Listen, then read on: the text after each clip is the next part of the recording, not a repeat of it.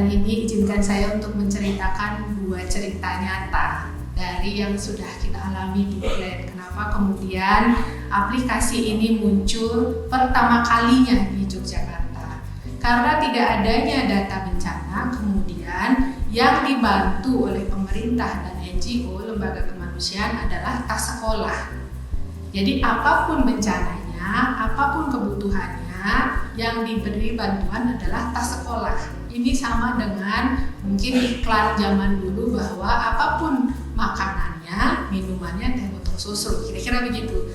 Jadi kayaknya mungkin kita perlu nih mendata ulang kebutuhannya sebenarnya apa, sehingga anak-anak sekolah itu apapun bencananya bukan jawabannya hanya tas sekolah gitu. Dan kemudian tas sekolah itu banyak sekali. Jadi ada ceritanya di kota yang lain, satu anak punya 9 tas sekolah.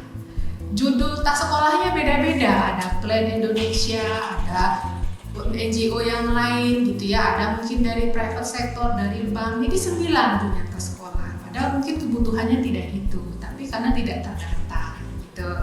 Nah, itu cerita pertama. Cerita kedua, Bapak Ibu, kenapa kemudian data aplikasi ini muncul dan pertama kali lagi di Yogyakarta. Terima kasih banyak untuk tim pengembang Yogyakarta dan Bapak Ibu yang mendukung pengembangan aplikasi ini. Cerita kedua adalah ada 7 tahun yang lalu suatu daerah kena gempa. Nah, kepala sekolah dan operatornya terdampak. Ada yang terdampak secara kesehatan, ada yang tidak tahu bagaimana cara melapornya dan kemana melapornya kebutuhan mereka yang terdampak gempa. Nah, sehingga setelah NGO keluar, setelah dana-dana respon bencana itu sudah tidak ada lagi dari pemerintahan, baru mereka menyadari bahwa ada 10 sekolah yang tidak tertangani gitu, sehingga sudah tidak bisa lagi dibantu oleh lembaga kemanusiaan, sudah tidak bisa, mungkin dari pemerintah juga tidak bisa. Tahun 2023 dari 10 sekolah turun menjadi 9 sekolah yang masih belum tertangani, sehingga semakin berat nih urusannya. Bagaimana kemudian pemerintah daerah, pemerintah pusat atau lembaga kemanusiaan kemudian untuk membantu, bagaimana ya caranya, dari uang apa akan diambil, dari budget mana akan diambil. Jadi ada 9 sekolah yang sekarang masih belajar di tenda-tenda darurat gitu ya, di daerah, salah satu daerah yang terkena gempa hampir 7 tahun yang lalu. Sebagai bentuk komitmen implementasi SPAP di DIY di Korea sejak tahun 2022 selalu menganggarkan kegiatan implementasi SPAP ini di satuan pendampingan, di satuan pendidikan, dan membuat surat edaran supaya sekolah-sekolah menganggarkan kegiatan SPAP lewat Posda. Sektor provinsi mendorong kabupaten kota untuk membentuk sekretariat bersama di daerah sebagai wadah kolaborasi multi pihak di kabupaten kota.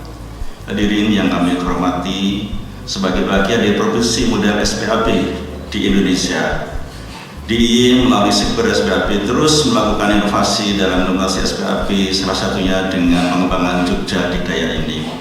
Keberadaan aplikasi ini menjadi sebuah langkah strategis yang sangat penting dalam rangka pengelolaan respon bencana yang di sektor pendidikan yang tepat dan cepat.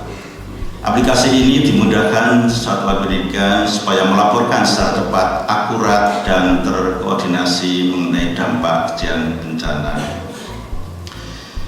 Pada kesempatan ini kami sampaikan apresiasi yang setinggi-tingginya kepada seluruh pihak yang telah berkeras dalam mengembangkan aplikasi ini, khususnya dari Dinas Kominfo DIY, Forum PRBD Daerah Yogyakarta, Yayasan Plans, pengurus harian sekber SPAP, MDSI, IPA, Lingkar, Parda, Pujono Center, serta Brothers Foundation Indonesia.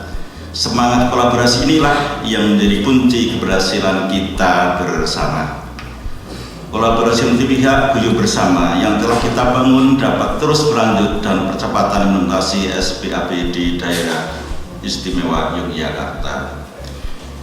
Pada saatnya nanti kami mohon Bapak Wakil Gubernur Daerah Istimewa Yogyakarta Sri Paduka Pakualaman ke-10 untuk meluncurkan aplikasi Jogja Dikdaya yang sudah kami siapkan.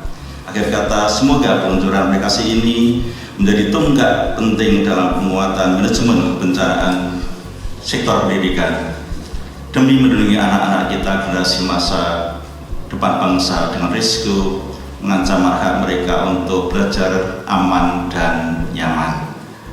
Hadirin sekalian, kita semua menyadari daerah istimewa Yogyakarta memiliki kerentanan terhadap berbagai bencana alam. Namun, leluhur kita sejak lama telah menanamkan kebijakan eling lan waspada adalah kunci utama untuk menghadapi berbagai tantangan hidup, termasuk dalam menghadapi bencana. Eling berarti kesadaran, kesiapsiagaan, serta kewaspadaan akan segala kemungkinan yang akan terjadi. Sedangkan waspada menuntut kita untuk senantiasa siap bertindak cepat dan tepat. Melalui peluncuran aplikasi ini, falsafah eling dan waspada mendapatkan wujud baru dalam bentuk mitigasi bencana berbasis teknologi. Aplikasi ini tidak hanya mempermudah proses pendataan secara cepat dan akurat, tetapi menjadi instrumen strategis dalam merespon dan memulihkan kondisi satuan pendidikan pasca bencana secara lebih efektif.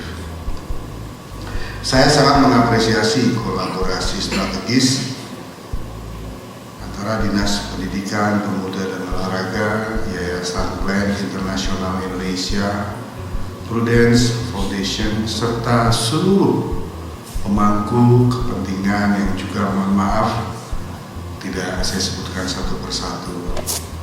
Kolaborasi ini menjadi bukti nyata bahwa semangat sinergi dan kerjasama lintas sektor menjadi sangat penting untuk menciptakan solusi efektif dalam menghadapi tantangan kebencanaan, khususnya di sektor pendidikan. Kita berharap aplikasi ini dapat menjadi bagian integral dari sistem pendidikan yang aman bencana, yang mampu memberikan rasa aman dan nyaman kepada siswa, guru, dan masyarakat dalam menjalankan aktivitas pembelajaran sehari-hari. Mungkin akan saya tambahkan kalau di sini kemudian kita juga mengadakan aplikasi data dampak bencana di satuan pendidikan, mungkin ke depan ada semacam aplikasi terkait dengan mitigasi bencana yang mudah dipahami bagi guru dan siswa itu sendiri. Ini Pak, pengambilan nama Dikdaya sendiri Pak, ini kan menarik bagi Bapak sekalian.